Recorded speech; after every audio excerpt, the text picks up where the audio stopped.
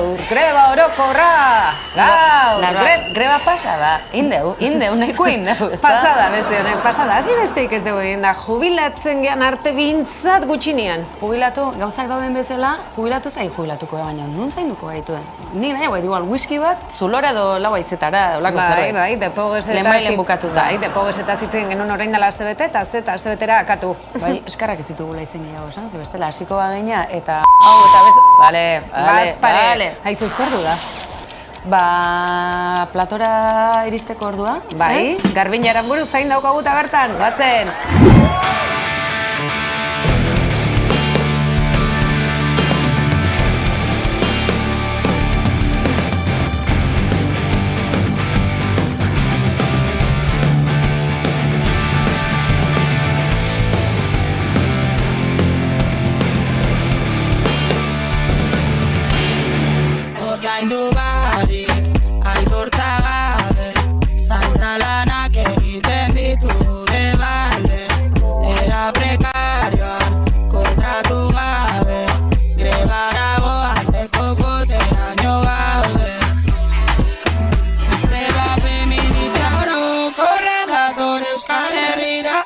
Zaintalanak hemen privatizatu dira, historikoki lan feministak joan dira, baina gizon zure ardurare izan behar dira. Historikoa, aurrekaririk gabea, indartsua, Garbin Aranburu Gabon. Hori dena izan dugu aste honetako greba feminista orokorrean? Bai, hori dena izan da, ez? Eta kontutan eduki behar da gainea, Euskal Herrian egiten zen lehen greba feminista orokorra zala, aintzindaritza bat markatu dugula hortan ere, baina ez bakarrik gure herrian, gure mugetatik kanpo ere, horrelako grebarik ez delako egin, ez? Lehen aldiz, greba feminista bat orokorra izan dena, eta jendarte osoa deitua izan dena. Egia esan, emaitzak ikusgarriak izan dira, oso pozik gaude izandako erantzunarekin, horren atzean ikusten da azken urteetan mugimendu feministak eta sindikalismotik ere feminismoa lantzeko egindako lan itzela dagola, eta esan dezakeguna da zaintzaren iraultza martxan dela, eta zaintzak behar duen eraldaketak ja ez duela atzera bueltarik.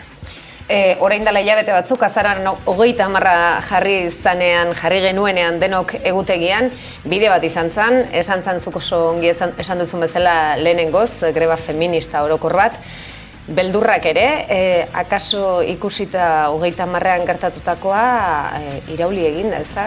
Gutxik espero zuen akaso, bai, badakigu gauza batzuk jarraitutela, baina deialdia garrantzitsua eta erantzuna ere. Nik beldurrak ez nuke esango, ez? Gutxienez guk sindikatuan beldurrik ez dugu izan, ez? Greba honekiko apustu bat egiterako orduan, ez? Erantzuten diolako ere, sindikatuan ere egin dugun prozesu oso bati, eta beldurra ez zuhurtzia bai, badakigulako sistema kapitalista heteropatriarkal batean bizi garela, badakigulako hau ezoiko greba bat izango zela, eta ezoiko greba horrek bazekarrelako berarekin ere sistemak balioan jartzen ez dituen lan horiek, zaintza lan horiek ikustaraztea, zaintza lan horiek tan ari diren emakumea gainera, funtsezkoak eta ezinbestekoak direnak, grebarik egiteko aukerarik ez dute izan, baina era berean ere genekien sistemaren aldetik egongo zela horrelako tentazio bat, eremu produktibora mugatzeko grebaren eragina eta horren arabera baloratzeko, ez? Eta horrek ekarri duena da ere, lanketa bat egitea, aurretik ere ideologizazio lan sakon bat egitea, lantegietan, langileekin, afiliatuekin, egon behar izan dugu, baina gauk sindikatuaren kasuan, badaramagu ibilbide luze bat, feminismoa sindikalismora ekartze horretan, ez?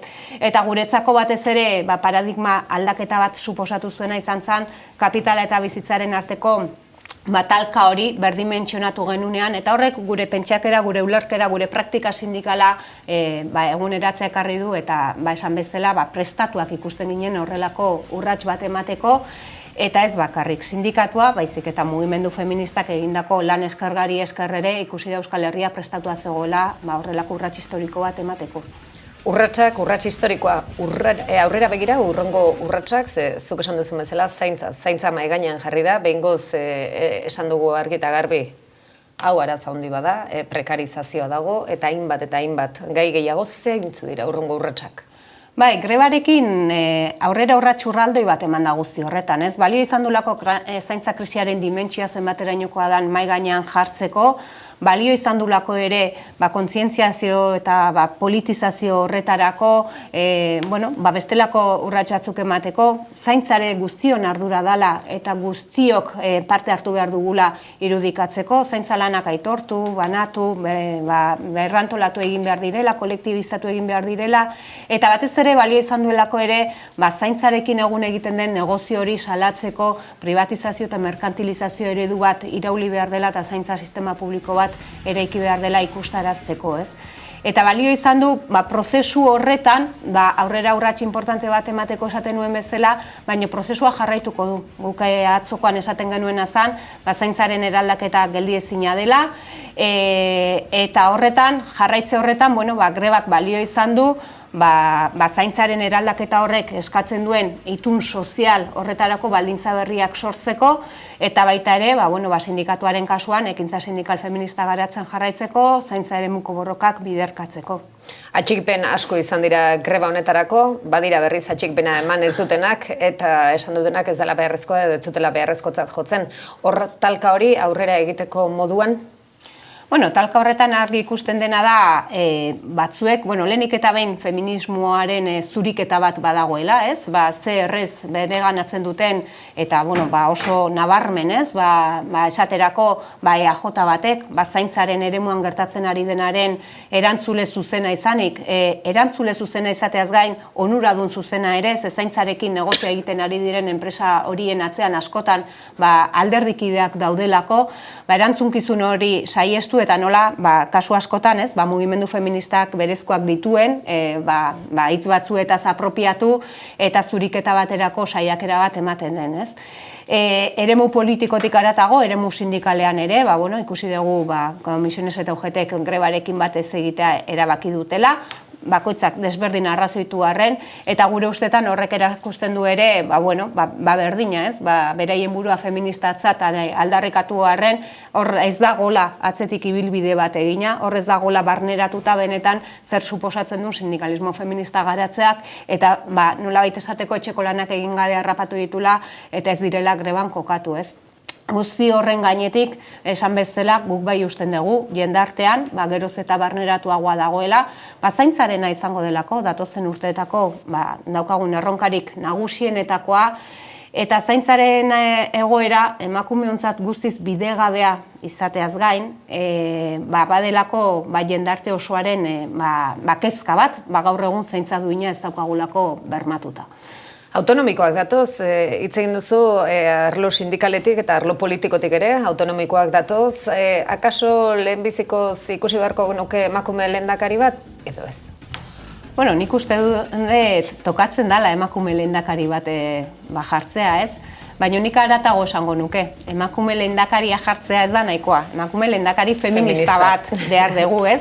Justu lehen esan detelako ere, ez? Ze errez, feminismoaren mezu batzuk jaso eta batez ere arduradun politiko batzuen ahotan ze errez dagoen zuriketa morerako tentazio hori, ez? Eta benetan behar duguna da politiketan norabide aldaketa bat,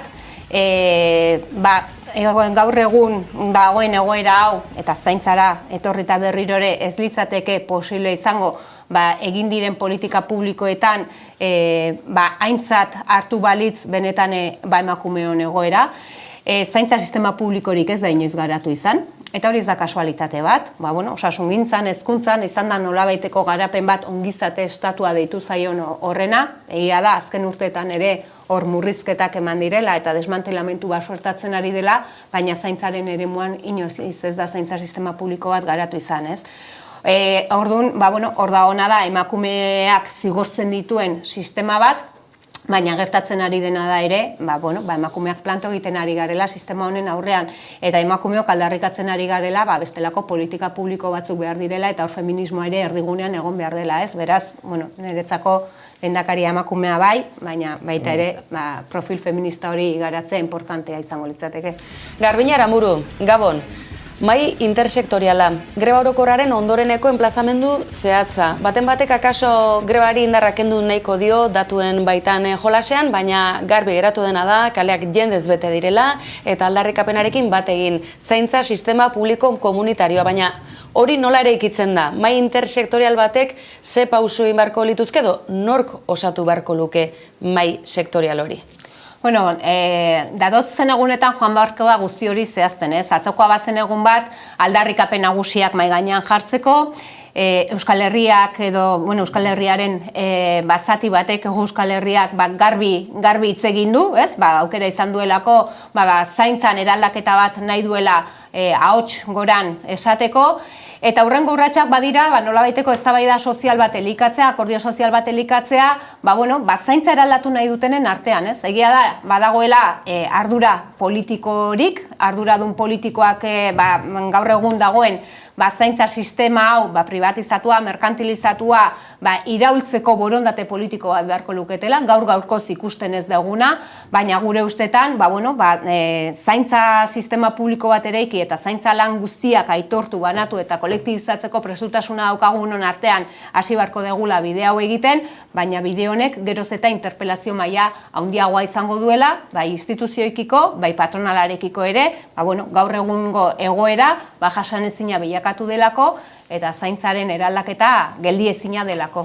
Edo nola ere, osaera hori oso anitza izan daitezke udalerriak, izan daitezke aldundiak kasu honetan pisu handiko erakunde publikoak direnak, Jaurlaritza bera, kolore ezberdinak jokoan sartzen dira, besteak beste Eusko Alderdi Jeltzalea eta Euskal Herria Bildu, ikusten da prestutasunik erakunde publikoak bide honetan urratsak egiteko, Gipuzkoako Foru Aldundia Euskal Herria Bilduk zuen garaietan esate baterako erresidentzietan urratsak eman ziren, edo nola ere datuak nahiko kezkagarriak dira, bederatzea delako soilik, erakunde publikoek zuzenean kudeatutako azpiegitura publikoa. Gauzak honela, ez dakit, urrats zehatzen bat aurrikus genezake, konpromiso zehatzen bat eskatu hartzaile kasu honetan Jaurlaritza eta Aldundiei? Nik esango nukena da, prozesu guzti horren diseinua hemendik aurrera egin behar dela, ez? Greba feminista orokorrera iristeko mugimendu feminista eta gehiengo sindikala ados jarri gara, aliantza eremu bat, elkarlan eremu bat, espazio bat eraiki da, eta horrek jarraipena izango du, eta hortik interpelazio bat etorriko da, baina hau prozesu baten baitan ulertu behar dena da, eta pixkat, mai intersindikal horren osaeran ere borondatek kontatuko dute, eta egin beharreko ibilbidea, eta eskaera zehatzak eta, pixka bat datozen egunetan zehazten joan beharrekoak izango dira, nik nire pentsakera edo nire ulerkera auki dezaket, baina iruditzen zait ere ez dagokidala gehiegi aurreratzea, esan bezala elkarlanean egin dugun bide badelako eta aurrerantzean ere elkarlanean jarraitu nahiko genuken bide badelako. Sujetu politiko bat nolabait garatu dela esan genezake, greba bera nolabait artikulatu eta enplazamendu zehatzago egiteko, galdera zehatzago egingo dizut beraz, pixka bat gaiztotuko naizela. Eusko Alderdi Jeltzaleak sektore pribatuan eta zaintzaren sektore pribatuan izan ditzaken interesen izena-bizenak ere bolo-bolo ibili dira azken orduetan, besteak beste Eusko Alderdi Jeltzaleako kargu publiko izan direnak eta egun sektore pribatu horretan ardurak edo enpresa horien jabetzak ere izan ditzaketenak. Hau nola uler genezake, ze enplazamendu hori egiten zaion sektore garrantzitsua da erakunde publikoen kudeaketa mailan botere nabarmena duelako Eusko Alderdi Jeltzaleak eta era berean akaso zerikusia bestelako sektoreekin. Hemen urratsik aurrekus daiteke edota talka baten aurrean gaude eta indar korrelazioak aldatu ezean ez da mahai intersektorial esan dezagun praktikorik edo benetan urratsak emango dituenik sortuko? Esan bezala prozesu horren baitan ikusi behar da zer nolako urratsak ematen diren. Gaur-gaurkoz, enplazamendu hori gehiago da egungo eredua kritikatzeko eta EAJak zehazki zaintzarekin izan duen ardura politikoa kritikatzeko, zaintza erabili duelako oso modu nabarmenean negozioa egiteko, eta gainera azkeneko egun hauetan ikusi duguna da grebari garrantzia kentzeko asmo horretan ere, zaintzaren inguruko, hainbat mintegi, jardunaldi eta hainbat adierazpen egin izan dituztela, guztiz intentzionalidade argi batekin, ez? Irudikatzeko zaintza eremuan sustatzen ari diren zaintza eredu desberdinago edo duinago baten aldeko apustuan daudela, baina ez da egia, EAJak bultzatzen duen ereduak, langileak prekarizazio eta esplotazio egoeretara eramaten ditu, eta oso adierazgarria da, esaterako, adinekoen egoitzetan lan egiten duten emakumeen testigantzak entzutea, ez? Beraiek nola bizitzen duten, ze dramarekin bizitzen duten, ze nolako zaintza eskaini dezaketen dituzten lan baldintza kaskarrekin. Zaintza duina inundik inora ere ez? Gure ordezkari batek esan izan du genozidio bat gertatzen ari dela gaur egun adinekoen egoitzetan, ez? Benetan beraiei ere horrek sortzen dien zama psikologiko guztiarekin. Egoera kritikoa da, Garbinez, egunotan Europatik ere, akaso Madrili erresago begiratu diogu, Ayusoren agintaldian gertatutako sarraskiarekin, ze egia da, une batez, adin batetik gorakoak zuzenean alde batera abandonatuak izan zirela, orain badirudi auzitegietatik buelta bat etorreko dela. Esan genezake egoitzen egoera kritikoa badela, batzuetan behintzat, eta COVID garaian esate baterako agerian geratu dela, hor marra gorriak honezkero aspaldi gaindituta daudela, eta akaso begien aurrean jarri zegula eta kontzientzia hori garatu beharren gaudela? Bai, nik esango nuke horrela dela, ez? Eta COVID garaiak erakutsi zuenak ere lagundu duela, aste honetako grebaren arrakasta horrelakoa izaten, ez? Azken batean, irudikatu izan duelako, askotan, bai sindikatuetatik edo bai mugimendu feministatik ere beste maila batean egin izan den kritika bat, ez? Batez ere, ze baldintzetan eskaintzen ari den, zaintza hori, adinekoen egoitzetan, zehazki kasu honetan, edo etxez etxeko laguntza bezalako zerbitzuekin askotan, egin izan dugun kritika hori, ikustaraztea kosta izan dana, pandemiak lagundu zuen hori, mundu guztiaren aurrean begibistan gelditzen, eta pandemiak lagundu zuen zaintzaren eremuan, aldaketa sakonak behar zirela irudikatzen. Hortik aurrera gero, ikusi dana da, gobernuan nagusi den EAJaren alderdiak ez diola horri heldu nahi izan. Horri heldu ordez, egin duena dela, propaganda ugari, baino sakoneko arazoari heldu gabe eta eredu aldaketaren aldeko inolako apusturik gabe. Gaur egungo zaintza eredu aldatu gabe, ezinezkoa da zaintza duina jasotzea, eta zaintzarena bada guztiok gure bizitzan zehar beharko dugun zerbait, eta kontzientzia hartu behar duguna da, zaintzaren gaia eraldatzea guztioi dagokigula. Batetik zaintzarekin ardurak hartu behar ditugulako, baina bestetik gaur egungo ereduak ez dugulako zaintza duin hori bermatuko, ez? Eta jendartearen bilakaera zein den ikusita, ezinbestekoa zaigulako beste eredua sortzea. Gainera ere gertatzen dena da, zaintzarekin, zaintza sistema publiko bat garatu ez izanak oztopatzen digu zaintza duin hori jasotzea, baina baita ere sortzen du bestelako efektu bat. Zaintza hori nolabait esateko lan merkatuan erosi beharra, eta horre sortzen duena da, bereziki, esplotazio egoera eta kasu askotan esklabutza egoera batean lanean egotea. Hori galdetu nahi nizun hain zuzen ere, Garbine, Euskal Herria kolonial horren amaiera ere izan behar duela, guzti honek, zegia da, Euskaldun askok, egoera hori bizi izan dutela, markada batzuk atzera eginda, atzerrira edo eta beste etxeetara, 7 egunez, 24 orduz lan egitera, eta gaur egun akaso beste batzuri egiten diogu gauza bera. Aro edo garai aldaketa bat etorriko da, edo behintzat kontzientzia aldaketa bat, honen ostean?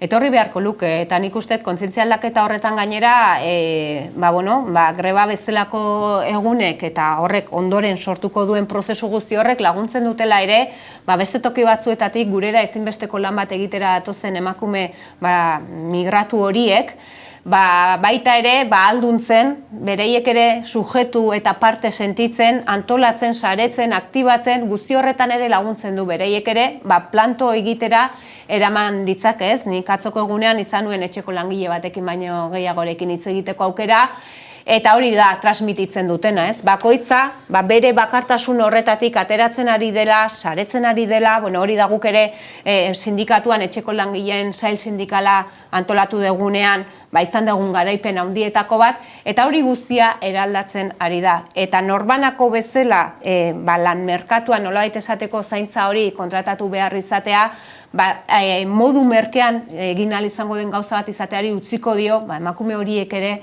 borrokarako eskubidea daukatela, ulertu dutelako eta horretarako prestutasuna daukatelako.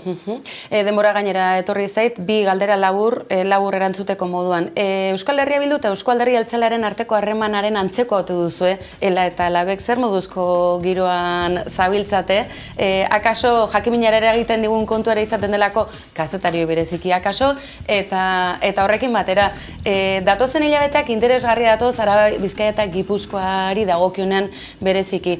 Nafarroan emakume lehendakari izatera, ohituta nolabait badaude, akaso Hego Euskal Herriaren beste parte honetan ez. Nola ikusten du Lab sindikatuak datorren aro politiko berezi hau, batez ere udaberriari begira, bai Elari dagokionean eta baita autonomikei eta lehendakari hautagai dagokionean.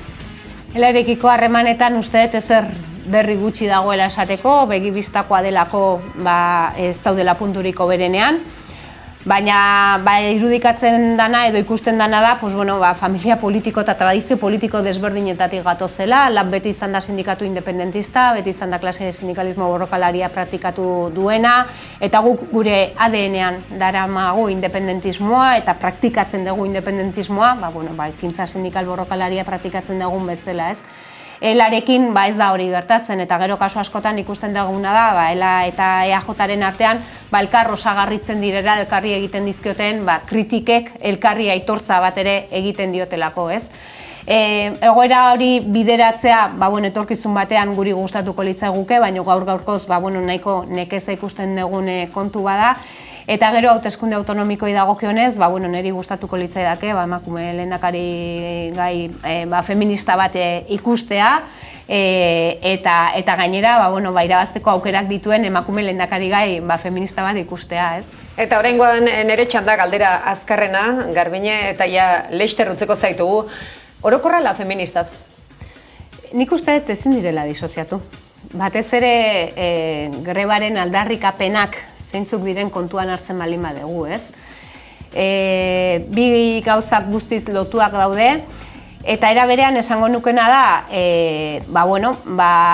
ezin dela ulertu ere, greba feminista orokor bat egiteko baldintzak sortu izan da, kapitalarekin daukagun talka hori beste parametroetan irakurriko ez bagenu, kapital bizitza terminoetan irakurriko ez bagenu, hor paradigma aldaketa oso bat emanez balitz, horrek ekarri duelako zaintzari daukan balioa aitortu behar zaiola esatea, lan guztiak aintzat hartu behar direla esatea eta lan guztiak banatu behar direla esatea, horrek ekarri duelako ere enpleguaren eremu klasikotik bizi baldintzen aldeko borroka batean inplikatu behar izatera, horrek ekarri duelako feminismoa sindikalismoan beste modu batean integratu behar dela eta zehar lerrokotasunez zelandu behar dela esatea, sexuaren araberako lan banaketak emakumeongan sortzen dituen diskriminazio egoera horiek salatzea, guzti hori, ez?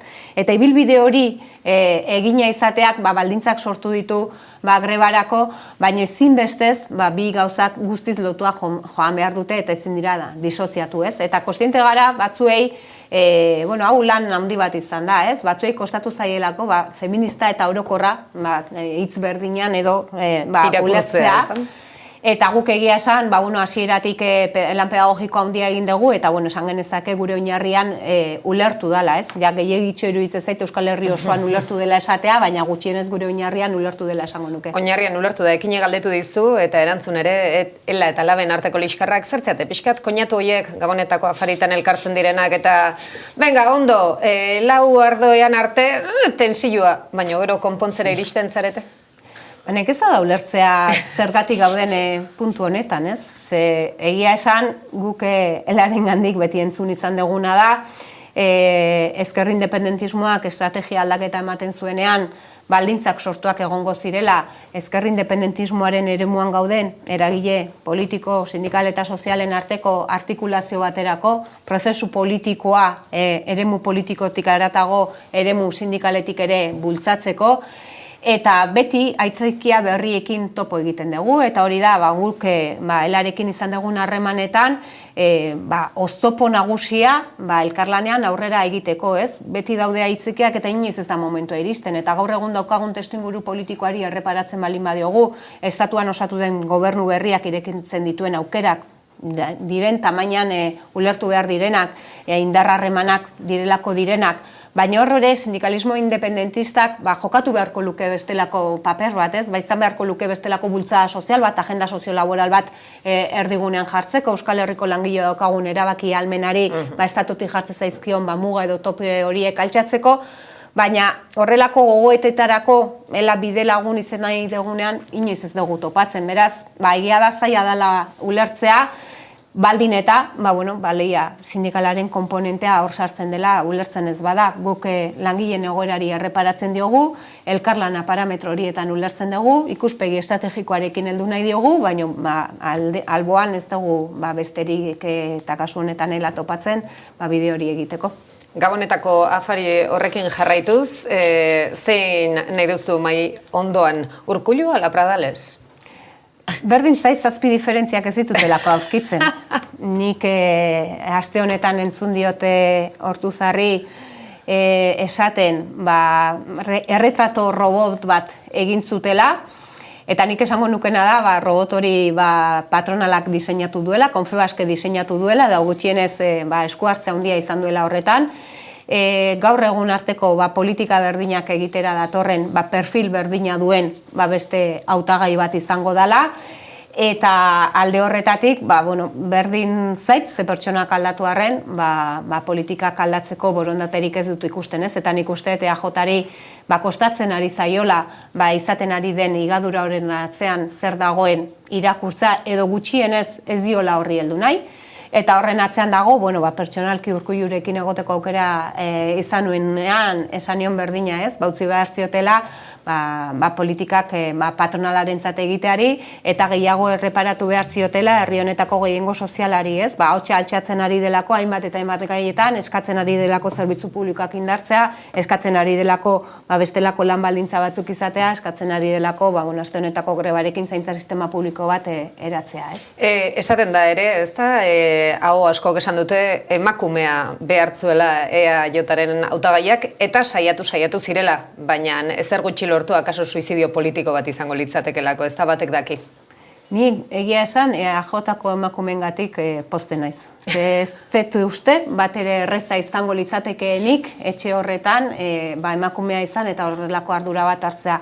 Eta tristuraz esaten dut, iruditzen zaidalako, dela garaia beste puntu batean egoteko, ez? Emakumeok parte hartze politikoan zailtasun gehiago ditugu, azkenean sistemak beste toki batean jartze gaitulako, eta sistema patriarkal eta androzentrista hontan emakumeoi palestra publikoan ibiltzeak zailtasun berezitu batzuk suposatzen dizkigulako, eta hori esango nuke EAJ-aren kasuan aretan nabarmenagoa izango litzatekeela, ez? Beraz, aurkeratu duten hautagaia azkenean izan da aurrekoaren perfil berdina duen edo retrato robot berdina duen beste hautagai bat. Beste hautagai bat. Mai inguru horretan, otegi ala zebadakigu, otegi badoala, baina zen etorri baldakizu zer. Nik ez dakit, nik ez daukat horren inguruko informaziorik, ni ez nago EH Bilduko egituretan. Emakume ikusiko dugu?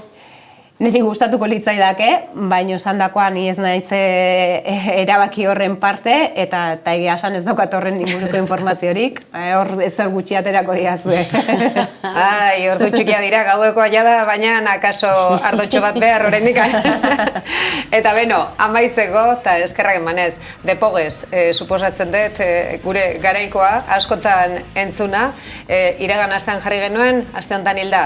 Ez dakit, gafe puntu bat ote dugun, hori ere pentsatzekoa da, nik nahi hauen neta zezitze egitea, saio honetan, bada ezpada, Depoges edo Laboa, orentxe dugula ere. Depogesekin dantza asko egin dugu, eta nik alare esan behar detena da, musikalki Laboa gertuago sentitu detela, eta gehiago entzun detela, eta beste momentu batzuk eskaini izkitela, ez? Depogoesen kasuan, bueno, egia esan, beraien jatorria ere zein dan kontutan izan da, balio izan zigun, ez? Batez ere gure belaunaldiko askori, Irlandarekin ere bestelako gertutasun bat sentitzeko, beste empatia bat, azkenean, antzekotasun handia ditugun bi herri garelako, borroka beretsuak ditugunak, gure nazio askapen prozesu horretan, eta empatia handi bat sentitzen dugu, ez, Irlandarrekiko, eta Depogesek balio izan zuen gerturatze horretarako, baino ni Laboarekin gelditzen naiz. Laboa eta Depoges biak, mila esker Garbine Zorabarria, greba eta ostean, hemen izatea gurekin valorazioa egiten, eta badakizu laster arte. Eskerrak zuei. Eta zuei, amaitzeko Shane McGowan esan dugu, eta pixkatxoa jarri mesedez. He's the little boy that I'm going to use to save Irish music. Shane went to London when we were 13. I love the drink, the gay, the girls. The lyrics are always about fighting, drinking, dying, living. You know, the things that everybody does. Where we were the hottest live band in London. Shane McGowan, the visionary, one of the finest writers of the century. And then they went on a world tour. It was non-stop exciting. And then things went wrong. Horribly wrong. He went away. You're up. And he didn't come back. Not the Shane that I ever knew. And then doctors told me that he had 6 months to live. If I really wanted to die, I'd be dead already. Well, I'm delighted to announce the Special Lifetime Achievement Award to Shane McGowan. Your songs broadened our sense of ourselves. Redemption, sorrow, the ordinary person's story. You were pretty queen of New York. Are you content with what you've achieved? No, I want to do more.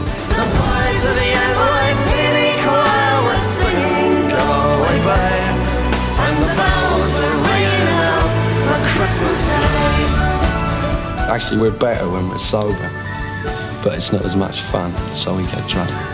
Hortxe jartzen zuen Safe Irish Music Shane McGowan. Guk berataz hitz egin, bideo jarri iraganaztean, ziplo. Eki, haupa, nitaz ez hitzein, jamas, nabida. Bai? Lasai, naroa, ez dugu hitz egingo zutaz, nitaz ere ez dugu oraindik ere joan egin nahi, baina izue, luze iraundu du gure Shanek, azenolako bizimodua, bere memorietan alaxe zioen, irakoa izan nahi zuela, baina 6 urtetatik alkoholiko bizimodu zaila, eta bere ekarpena musikaren bidetik, eta azenolako ekarpena. Egunotan entzun dut edo nola ere, Eguberrietako abesti hau egiteko Irlandar poliziak nahi zituztela, ez gaita jotzen, etzekizkitela bestiak ondo, eta ez dakit nola moldatu zutela, ahaztu egin zaia azkenean whisky litro batzuk tartean sartuta, lortu zutela Eguberrietako antikantu ezagunen hau, eta izue, gainera Eguberrien atarian, joan zadaigu Shane, eta Mikel Lauaren urteurren berberean, elkar topo egingo ote dute. Hombre, eta seguro whiskitxo bat edango dutela gure moduan, esan edetura da gurean. En fin, neskak, mire legorburu, Iune Jartza, Gabon, mila esker hemen izateagatik. Ez daki, Depoges, zuri berriz emango du zarra deitzen ari natzaizulo, baino ez, Depoges, zuk noski, zure musika agian izango zen, Iune, akaso zure gurasoena izan da ere, ez da? Bai, bakoitzak bere gustoak ditu, hemen aritu geha komentatzen nik, biali zenuenean atzo, eriotzaren berri, nire erantzuna izan zen. Eta zein da hori? Sentitzen dut. Ipar Irlandako doinuekin ziur ezaguna izan zuen. Akaso izenarekin etzen nuen lotuko miren, baina doinuak Ipar Irlanda Irlandarekin izen bat jartzen doinu egile horri, eta gero nik ulertzen dut, maite duzuenak horri aipamen egin nahi izatea, Mikel Laboa maite dugunak urtero egiten dugun bezala, baina nik ekarri nahi dut beste eriotza bat, ez zaiguna hain mingarri edo egin. Bueno, mingarri egin zaigu berandu etorri delako. Henry Kissinger, joan da bere bakearen Nobel saria jasota, eta izan da, Estatu Batuek kanpo harremanetan izan duen erailtzaile, ankerrenetako bat, eta, isilik bere oean goxo joan da, eta uste dut horrek zer pentsatu eman behar digula. Askotan esaten da ez da, lurrak goxo hartzaitzala zuri ez. Ustel dadila, hor lurra zure inguruan. Esan dakoa, hola, Henrik Kissingerria da. Depogeseko martxarekin ez dakit nik 100 urtera iritsiko ote zen. Sheinek iraunduena, iruditzen zait. Sheinek iraundu eta Henrik Guinness errekorra. Eta Kissingerrek ere, tamalez, gehiegitxo. Baina, bueno, esan dakoa, aste honetan badugu albiste garrantzitsuena, guretzat jomuga izan den data, 0:30, greba feminista orokorra, eta arrakastatsua, indartsua, boteretsua kalera atera dugu zaintza. Kalera atera da zaintza eta esan dugu nahikoa da, ezta? Goazen hontaz hitz egitera. June? Bai, nik uste kalera atera dela zaintza eta kalera atera da euskal gizartea ere.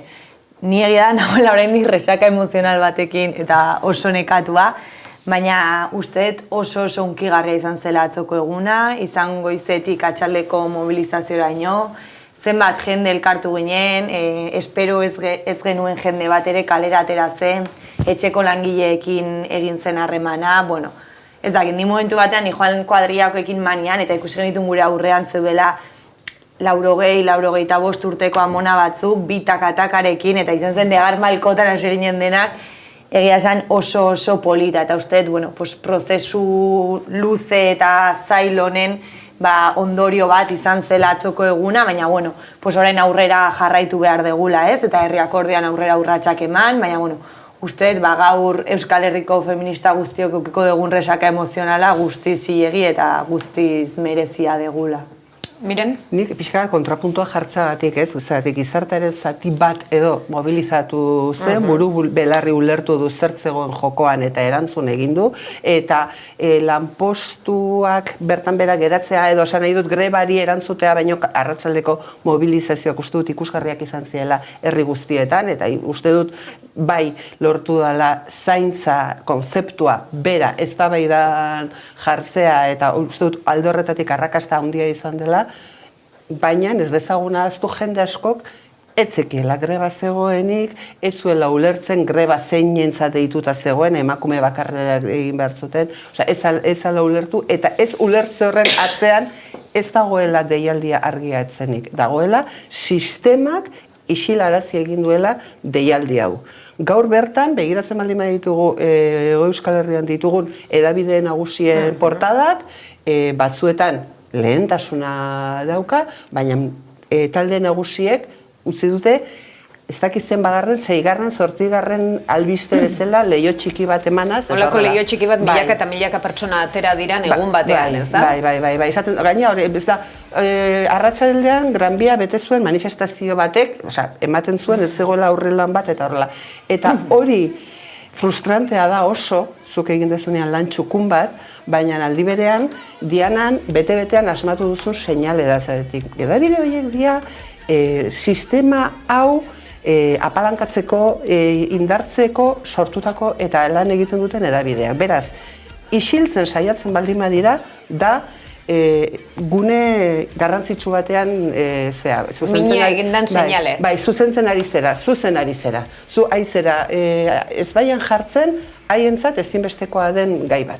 Ikusi genuen gainera atzo irudietan, goizetik hasi zen greban bitartean pikete informatiboak eta hasi ziren, eta ikusi genituen irudi bortitzak ere, ikusi genituen hainbat hirietan, hainbat herrietan ere, jarrera oldarkorrak, herri zengo sailatik, ertzaintzaren aldetik, egon ziren atxiloketak ere, asko eta asko gero ordu batzuk identifikatu ostean atera izanak, baina bueno, egon zan jarrera bat, agian krispazio bat non gauza askotan gainera hitzartuaz egon, ez da, zerbitzu minimoak egongo zirela eta bar. Bai, nik uste dut hemen beste behin ere agerian gelditu zela PNV-ek ez zuela jakin hau nola gestionatu, ez? Eta izan dela beraiek isilarazten saiatu diren gai bat, baina ahotsa eman dioguna guk, ez? Eta atzoko eguna zen horren seinale eta horren aurka, guk denon bizitzak erdigunean jartzen ditugun aldi berean jende batek eta ertzaintzak erantzun zuen, oldarkor, represio bidez, atxilotu bidez, eta hor ikusten da ez, bi ereduen arteko talka zuzen bat dagoela, ez da? Ni momentu batean, geuden aldezarrean pikete informatiboak egiten, lidelaren inguruan, aurrak zeuden, jende heldua zegoen, gazteak geuden, eta ertzaintza etorri zen, eta aurren aurka ere oldartu zen, ez? Eta hor agerian gelditzen da. Eta momentu batean, Andre heldu batek esan zion aizu, ni nago hemen zuregatik, zure amagatik, zure gurasoengatik. Eta hor ikusten zen bi ereduen arteko talka zuzen bat, eta lehentasunak batzuentzat direla gutxi batzuen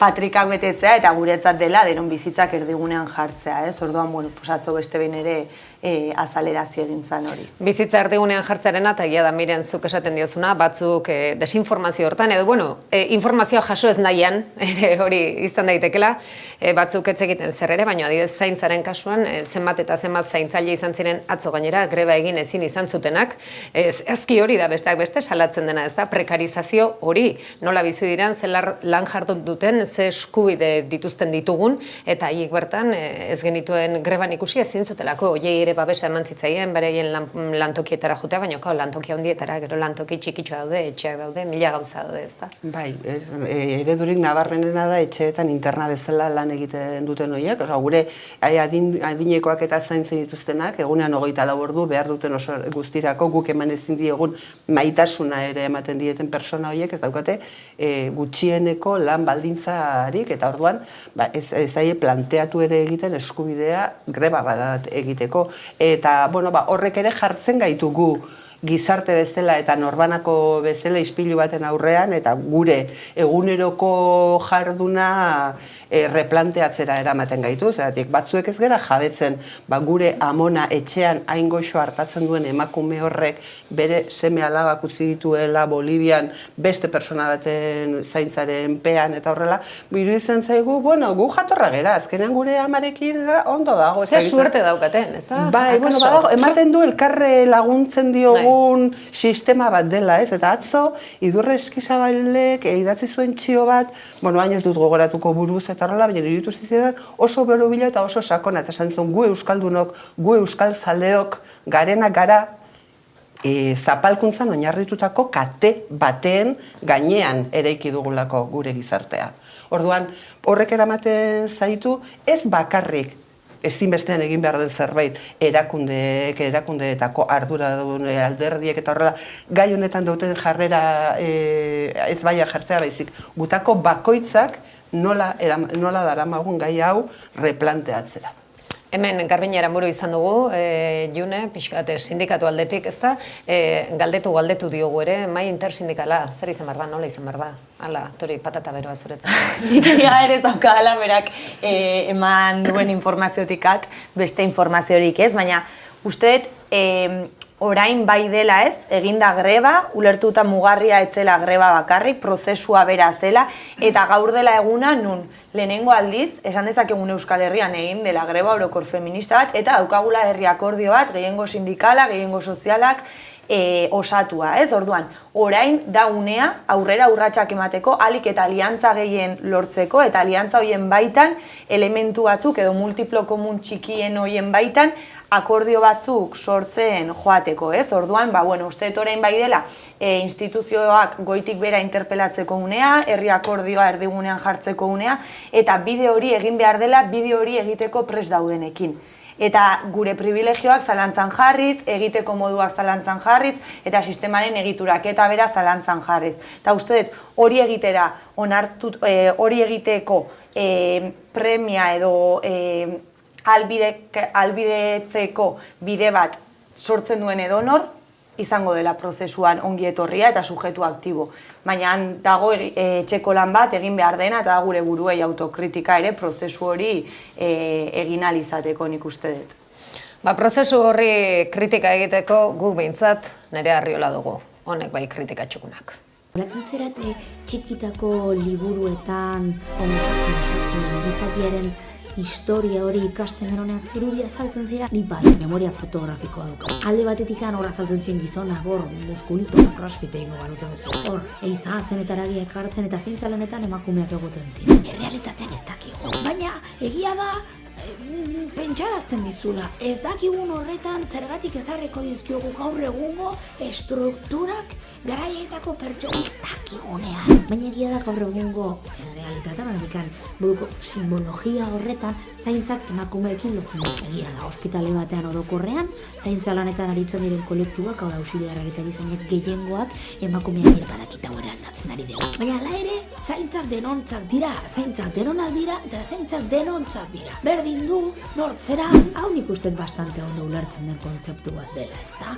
Claro, emakumeok orokorrean eta orokorrean gizon fixak ez gera, no? Nahiko interpelatuak sendituak izan gero, oituak gaude kontzeptu batzuetan gu ere barneratzeak ulertuta ez gaituztela izendatzen. Adibidez, gizonaren historia esaten denean, asumitzen dugu gizakiaren historia dela, eta, gutxi gora bera, guk gizonak ez gera no korregoten gara, guri hemen sartzen digute kupoaren barruan. Kuriosoa, azaroaren 30ko greba orokor feministean, gizonak interpelatuak ez sentitzea, gizonek ere greba egin behar duzu, zergatik zaintza denontzat delako. Eta igual feministe hitzak pixkatxuan despistatzen dizu. Zarantzari balin badago, greba honetan gizonek parte hartu behar duten ala ez jakiteko, orokor hitzak pistatxoak ematen ditu. Bazpa ere, euskaltzaindiaren hiztegia sartuz naiz. Zeria jarriko naiz? Orokor multzo bateko banako guztiei dagokionak edo guztiak biltzen dituena. Denona. Zalantzaren aurrean, bai, zuek ere greba egin behar duzue, edo zuei ere greba honek eragiten dizue. Beraz, azarako 30ean, denok kalera. Jo, ez da, tapera prestatu, kolektibo, indora. Gustatu zaite, pistak emango dizkitzuet, orokorra. Hor guzten. Nerea plazerra, betiko poduen, zure humore puntu horrekin, baina gauza gordin esaten. Esandakoa, pixko bat zuk bota duzu, kritika kolektibo bat egin behar dela, orain datuzte hauteskunde autonomikoak, horren baitan ez dakit ze gertatuko den. Irauli daiteke, gertatzen denaren baitan pixko bat mugimendu gehiago egon daiteke?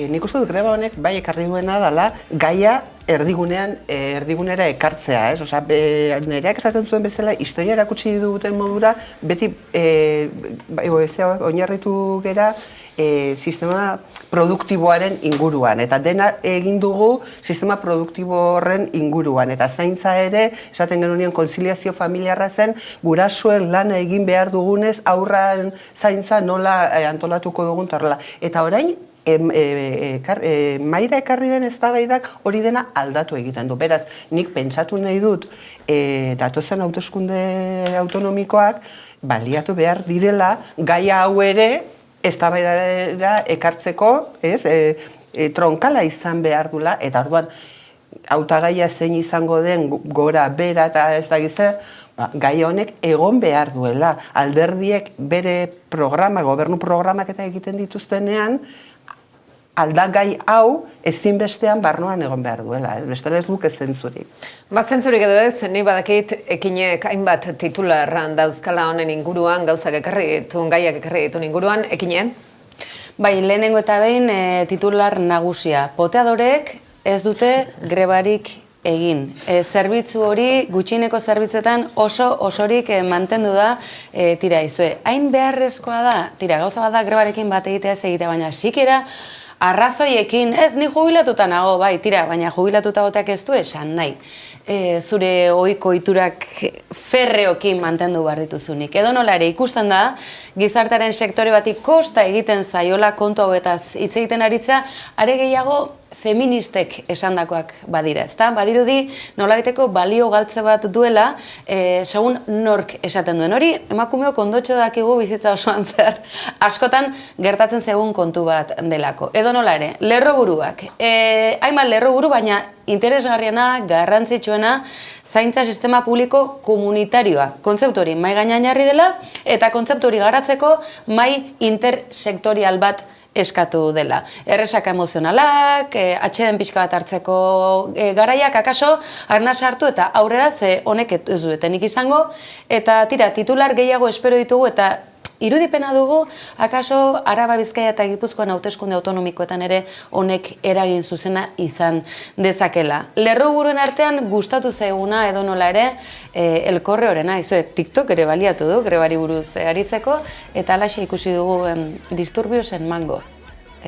Bilbon. Tira, ikusten da edabide batzuk grebari buruz ez dutela zirkinik ere esan, baina bapatean, akaso ertzaintzaren oldarraldia justifikatzeko, ez dakigu, ikusi ditugun irudiak esate baterako Gipuzkoako Foru Aldundiko atarian, nahiko deigarriak izan dira, akaso bazegoen bortizkeria plus puntu bat emakumeak zirelako ekintzaile guzti horiek, tira, horri ere, eman barko zaio kabida eta ondorioak ateratzeko garaiak ere izango dira, akaso kirurgikoki aztertu eta zergatik ez parlamentuan ere hitz egin daitezkelako kontu guzti hauek. Eta bukatze aldera, analisi periodistiko honi dagokionean, lerroburuak, edabide batzuk grebari oihartzun eman diote, euskarazko edabideak izan dira nagusiki, aldiz erdarazko edabideak izkin egin diote eta oso interesatutako argazki, istilu argazkiak soilik eskaini.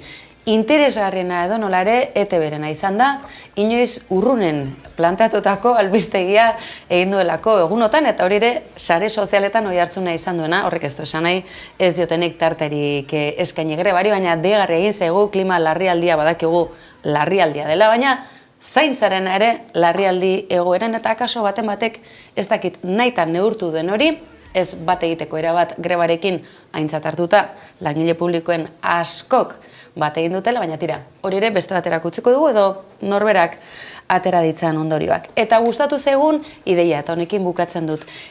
Kazetari ikuspegitik bada zehar lerro bat, Euskal Herria kolonialarena. Eta akaso, azken garaiotan ikusi nahi izan ez dugun, ideia da pare-parean begi aurrean geratuko zaiguna izan ere, gure aurreko belaunaldiek sufritutako gauza berberari dira orain sufritzen, milaka emakume Euskal Herriko etxe askotan, eta egoitzetan baita ere.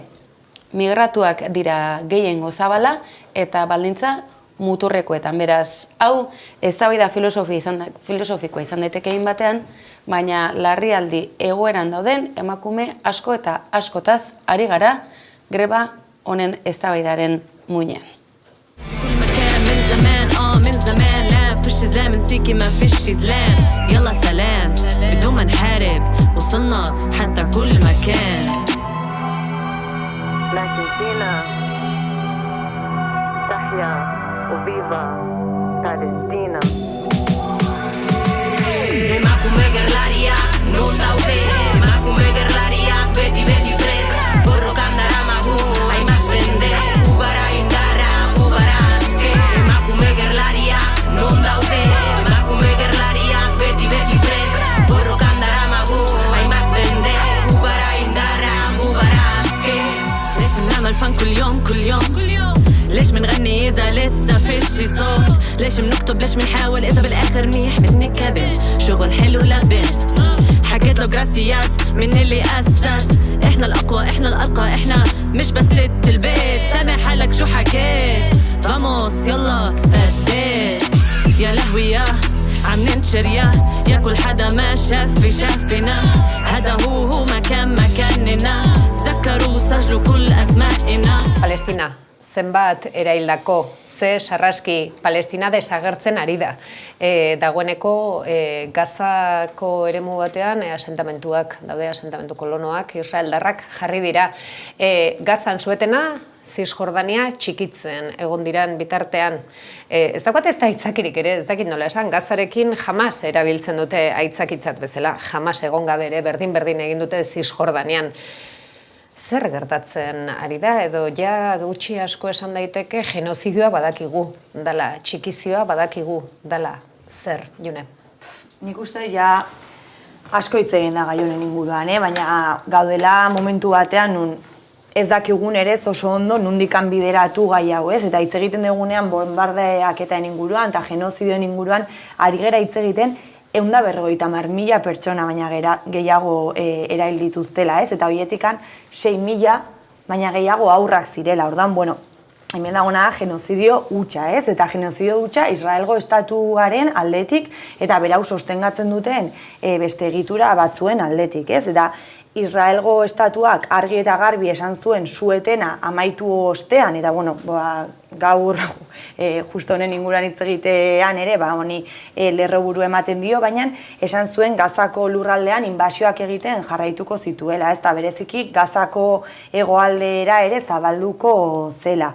Orduan, hemen nik uste dut argia dena da, Suetena albiste on bat dela beti, ez? Eta sarraskia egun batzuetarako eteteak beti onura egiten duela, baina ulertu behar dela momentu jakin batean hartzen den erabaki bat dela, ez? Eta hemen bai egon dela Hamas zein Israelen arteko harreman edo kontaktu bat, baina argi eta garbi ikusi dela ere nazioarteko eragileak erditik sartu direnean, edo pultsu hori hasi denean etorri dela Sueten bat, ez? Orduan, bai horrek eduki duela eragin bat, zein mundu mailan eman diren beste hainbat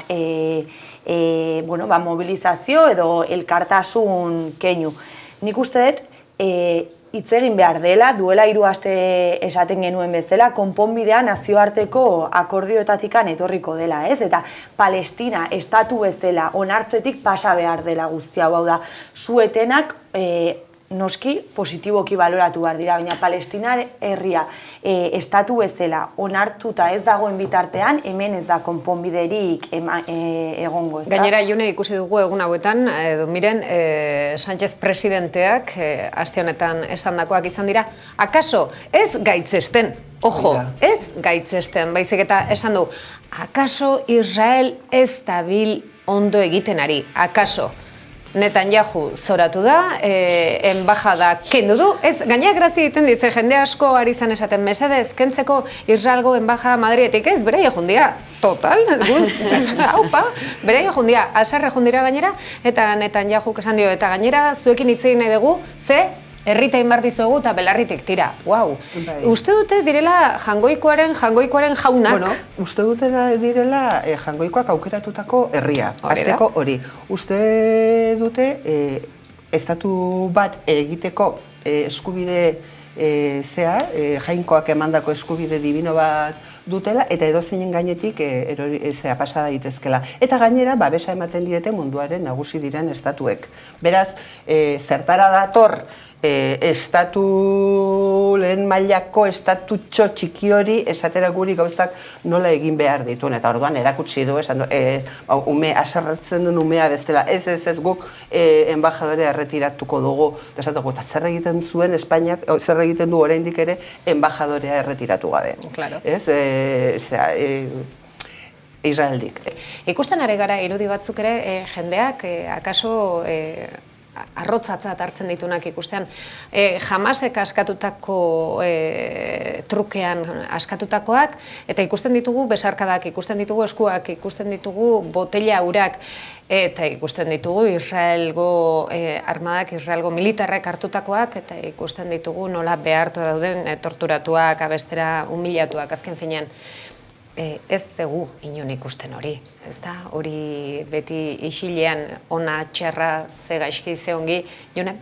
Bai, nik uste dut hemen argi eta garbi ikusi dena da ez ze gutxi balio duten bizitzak, eta ze interes ekonomikoak daudela gure bizitzen, eta kasu honetan Palestinako eta Gazako jendartearen gainetik, ez? Eta hor dagoela basea kokatua, eta estatu egiturek ere dituztela beraien baliabideak zabaltzeko nahi dituzten mezuak. Hala ere, hemen beti argi gelditzen da zapaldueneok, B klasekoek, langile klaseek, herrixeak, ez daukala gaitasunik, edo gaitasun murritzak dituela, benetan gertatzen ari den hori kontatzeko, ez? Eta kasu honetan, beste behin ere ikusten da espetxe barruan ematen ari diren joera hauek. Espetxe sistema dago guztiz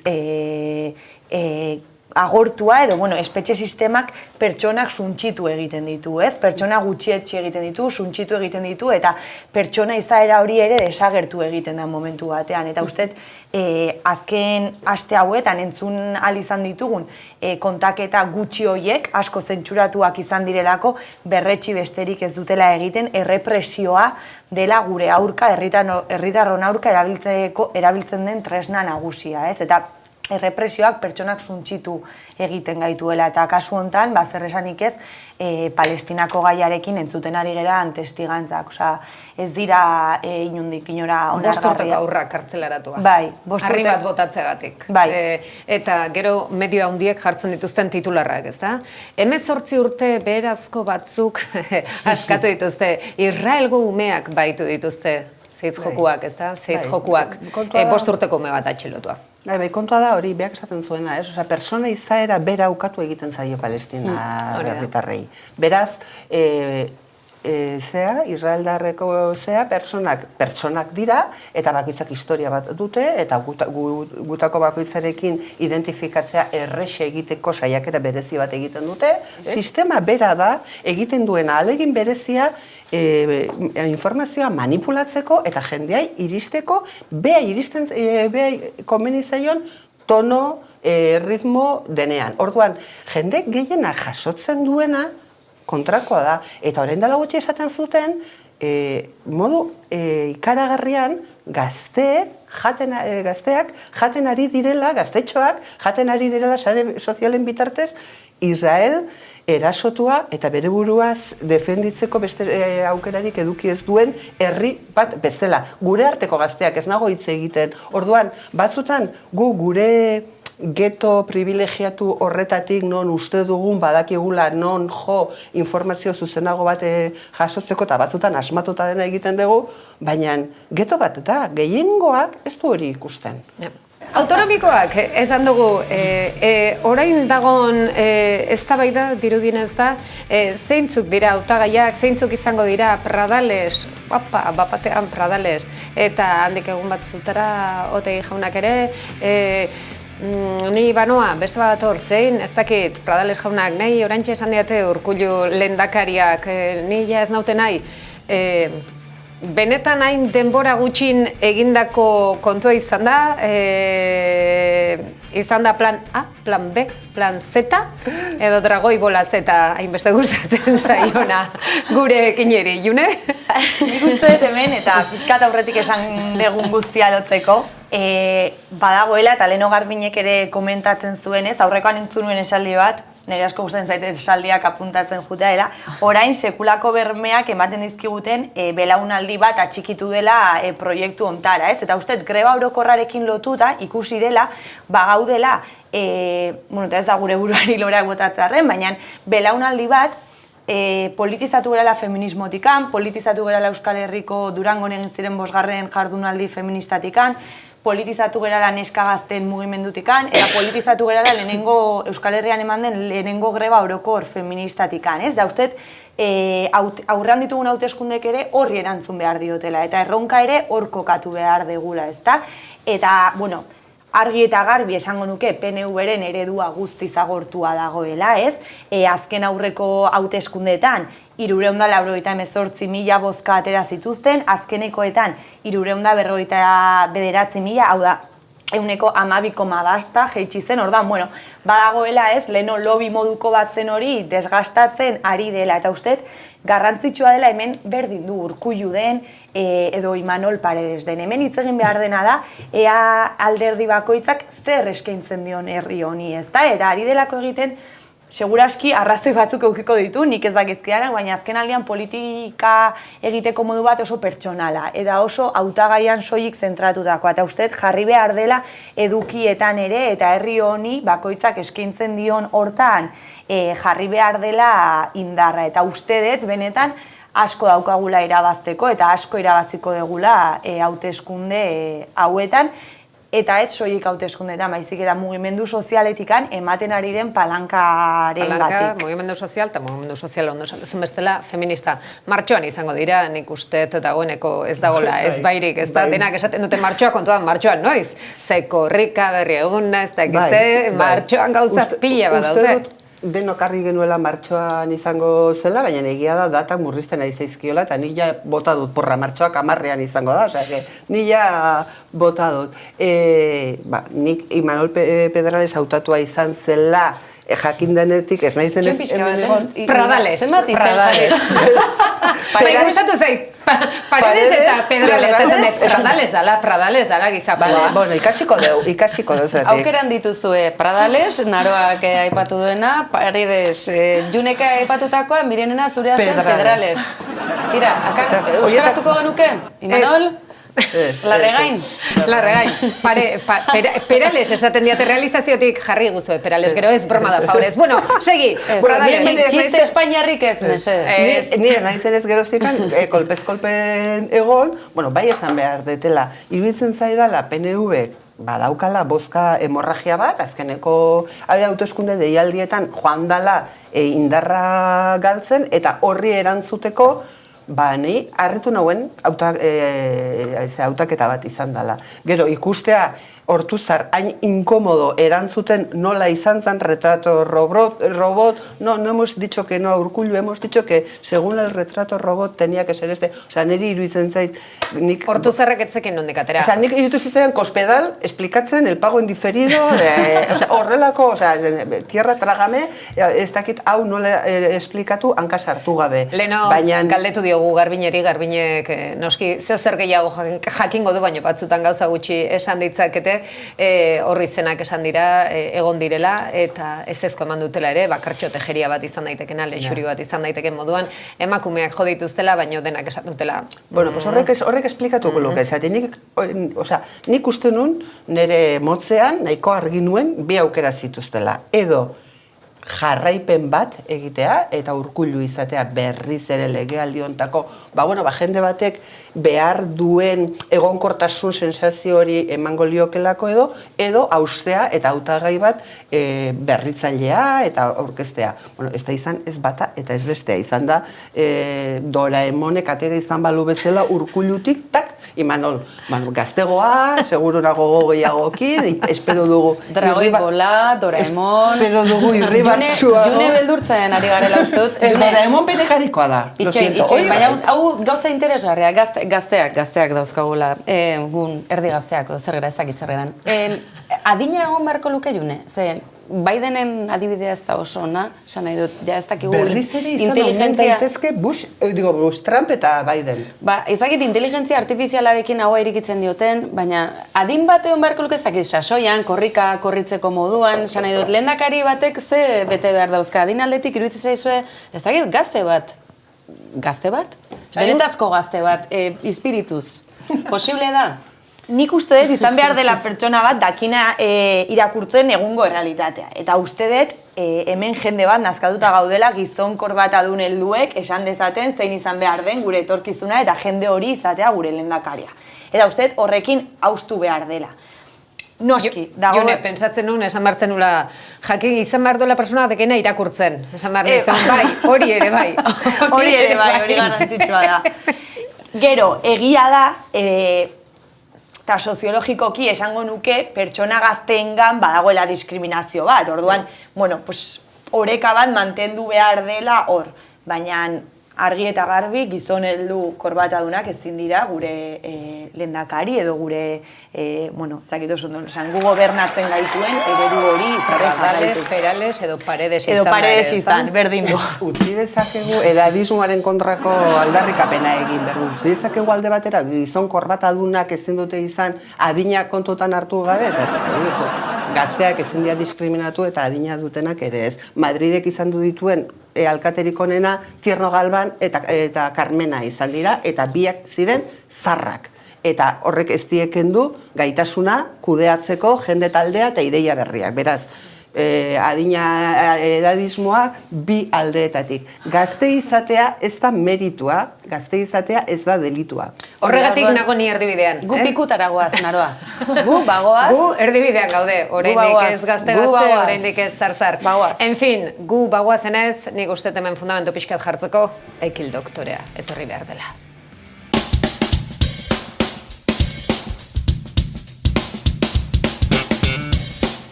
Bi handi ekarri nahi izan dizkizuegu izan ere, aurten joan zaizkigu. Irlandarrak, euskaldunak ez gaude hain urrun, eta aizue, halako doinu ederrekin, bestelako doinu bat ekarri dizuet. Ea asmatzen duzuen, ez dakit hemen entzun ahal izango dugu, baina adimen artifizialak azenulako magia egiten duen.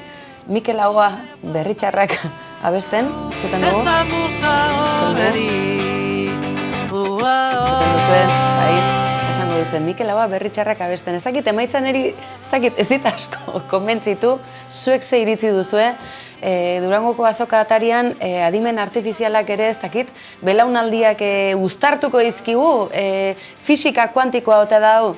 Tira, Mikel Laboa Berritxarrak, baina izue, Berritxarrak anestesia, anestesiaren hileta, beste heriotza bat.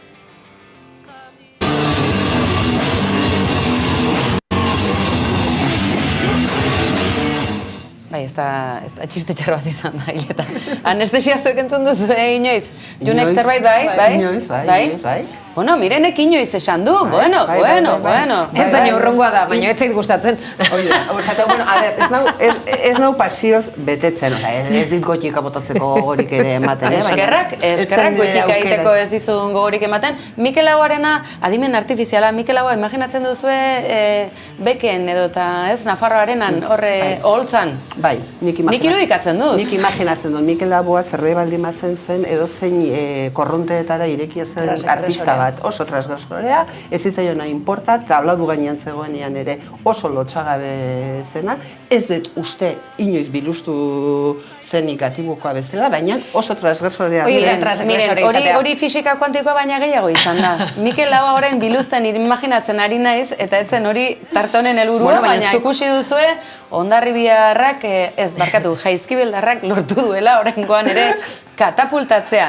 Tira, gauzak honela, beste estrakto bat astonetan kontu ezberdin asko izan ditugu eta hiriburu zaharrera joateko aitzakia gutxi falta izaten zaigu. Agur, jaun Andre Txitgoren igual digu, aizue, Blackish beltza, Braulia ikusten dugun bakoitzean, jende zinguratuta eta bizi ditugun garaiak aintzat hartuta bapostu egiten gara, eta gainera atzenolako doinuak.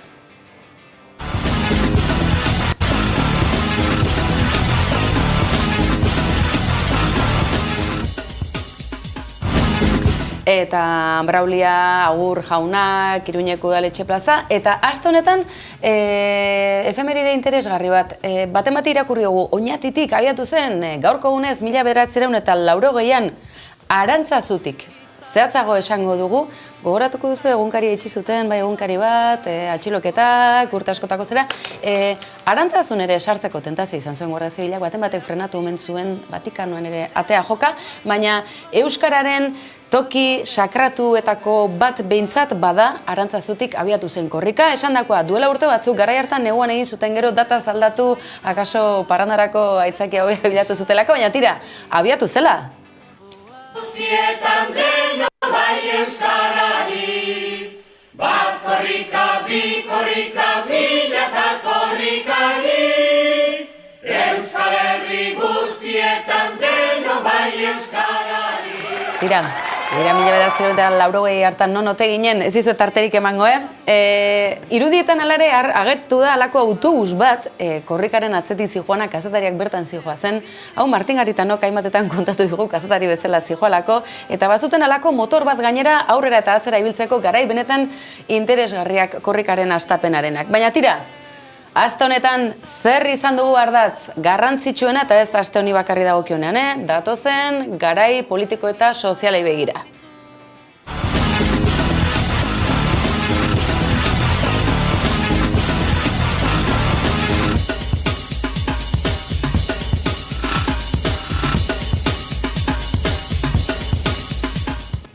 Eta esango duzu, baina nahikoa kontatuko ote zenuten, bai, egia da, nahikoa kontatu dugu, analisi ederra egin digute, geure plato marabilloso honetan, baina ziur, akaso hau ez dutela ikusi? Amaia Areñagaren konexioa falta zitzaigun eta aitzakia ezin hobea. Zer gertatzen ari ote zen Bilbo aldean greba feminista orokorrean?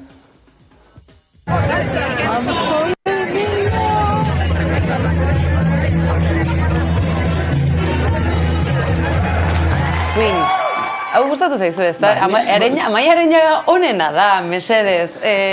Abesten, hazen olako emozio eranzten dion, eta gauza toke berezia. Maite dugu eta Queen ere maite dugu. Beraz, Amaia eta bio parrandarako, elkarrekin parranda egiteko modukoa gara. Amaia Areñaga de Queen.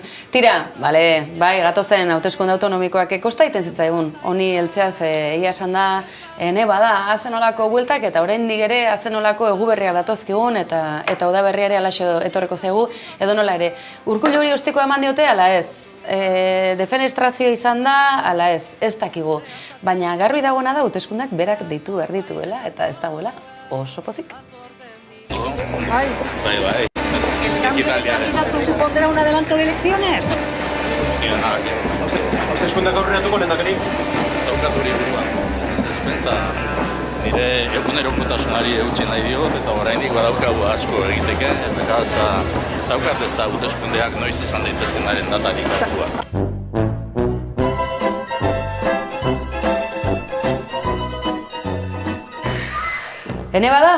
Ene bada, benetan hauteskundeak deitzeko pereza du Urkulluk, ala oraindik ere benetan egitekoak ditu eta ez da, alako defenestrazio izan, baizik da filtrazio batek hankaz gora bidalitako prozesua eta oraindik ere hezkuntzalea, osasun kontuak, bestea, Urkulluk oraindik ere gozakistek izango te ditu akaso? Espero dut, bai ez, errati bestela tristia izango da, hiru legealditan lehendakari izan eta beak utzi digun legadoa edo zein da.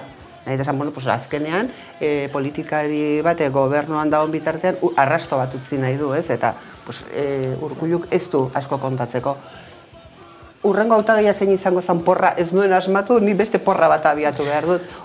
Urkulluren urrengo lanbide postu zein izango da enpresa pribatuan, ze arlotan, zaintza arloan, Ikusteke.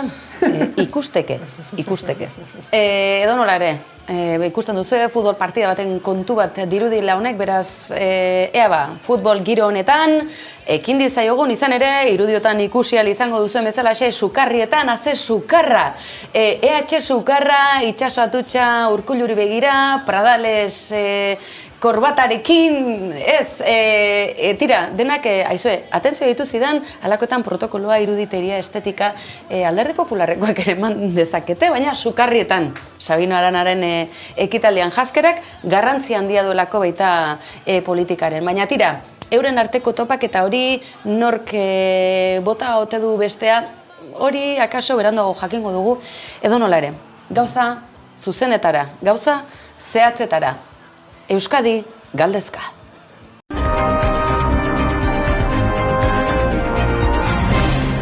Eta gauzak honela, lehengoan aipatu genuen, naroa, akaso ETV-ko kazetari aski ezagun batek, ezakit bere burua kalean kokatu zuen une batez, edo halako irudipena izan ote genuen.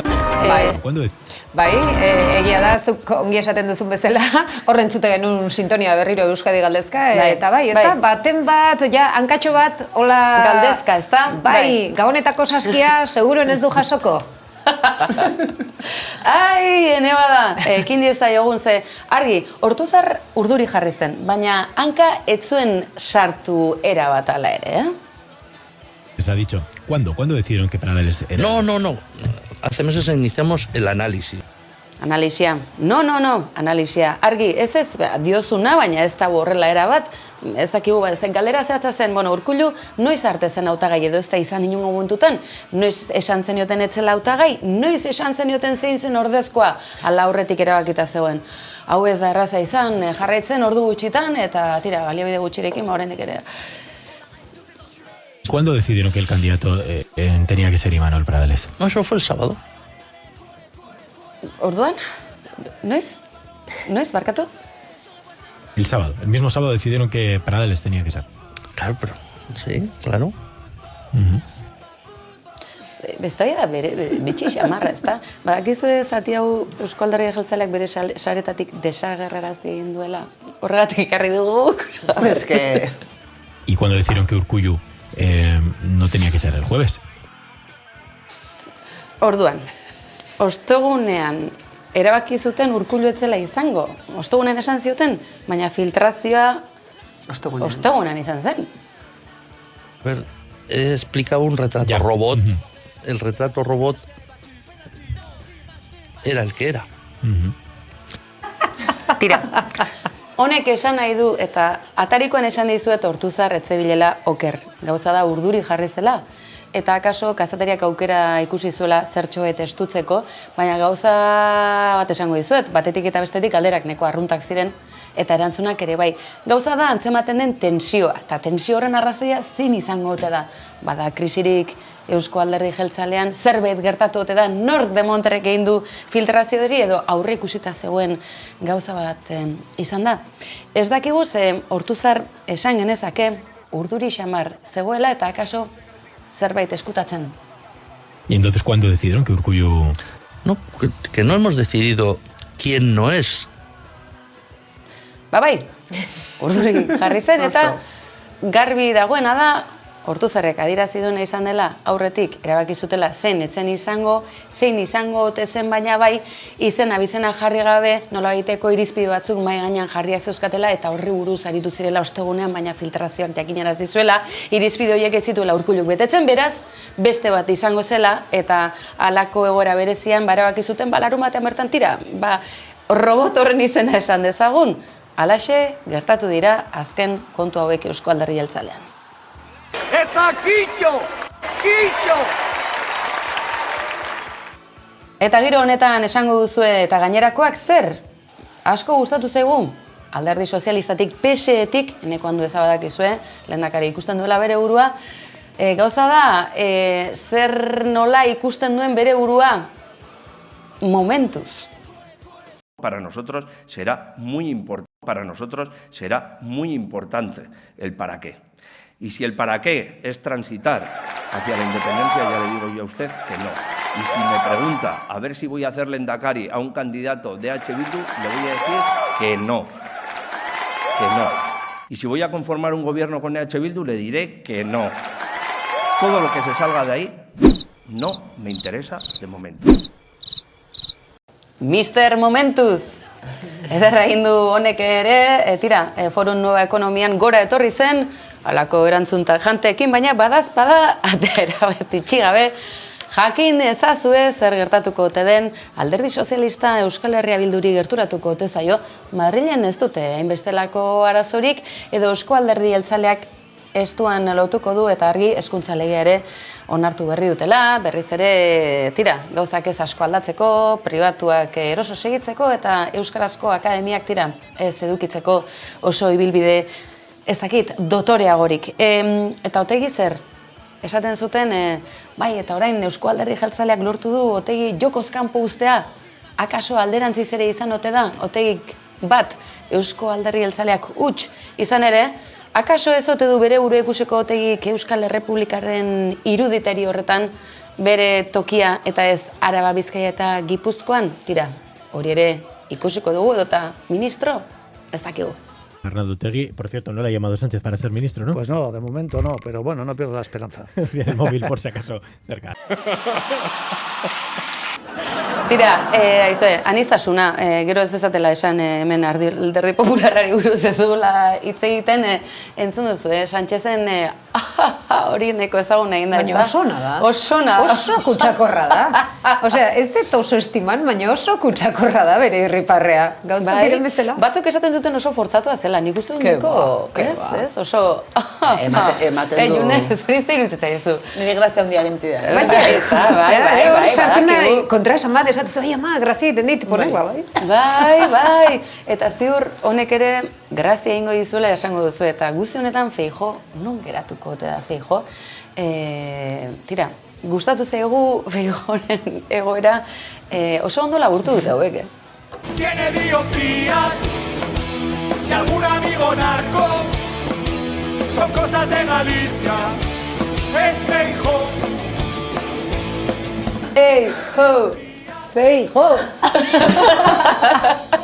Gustatu zaizuela, banekien hau gustatuko zaizuela, hemen ere oxigeno pixka bat, auspoa harimari, bestela gauzak oso ezkor ikusteko joera ere badugu eta tira, Feijóo, tira zut errepikatuko txistea, sare sozialetan duzue, errez bilatuko duzue, eskerrik asko tarte hau eskaini izanagatik, eta ikusten duzuelako laburpen txiki bat ekarren izan dizugula Euskal politikagintzaren nondik norakoak partida, nondik nora dijoan, eta argi, ze datorren astean berriz ere hemen ez gaituzu izango Durangoko azoka datorrelako! Eta Quillo! Quillo!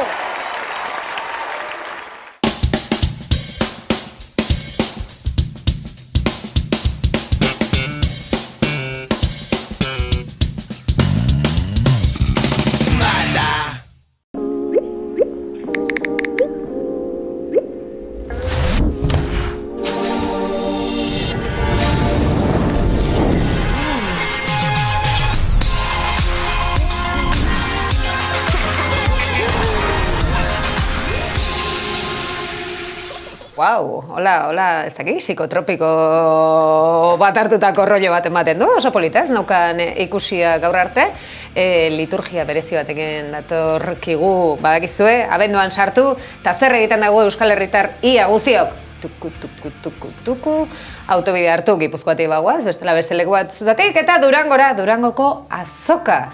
Ezin galdu, ez da Durangoko azoka, galtzen badezu ez dakit, akaso RH negatiboa badaukazu, libra zaitezke, baino RH positiboa bali badaukazu, eta Durangoko azokara ez bazoaz, txikituta.